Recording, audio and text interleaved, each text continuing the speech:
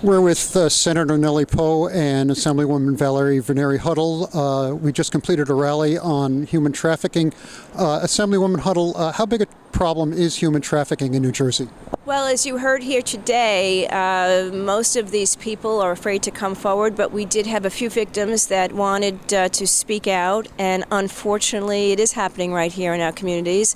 And, you know, our young people, our vulnerable young people and young women are coerced into forced prostitution, which is modern-day slavery. It happens with labor trafficking as well.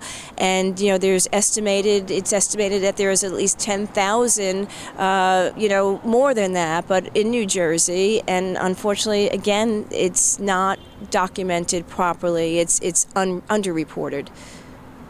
Senator Pou, what will this legislation do for the state? This legislation is going to really strengthen a statute that was brought into that was passed 7 years ago for the first time in New Jersey. And actually, what our bill will do will not only strengthen it, but it will go even beyond that. It will provide for the treatment, the prevention, and the protection end of it for those individuals that are victimized, but also provide the necessary resources for the law enforcement and those professionals out there to provide the services for those individuals that are victimized.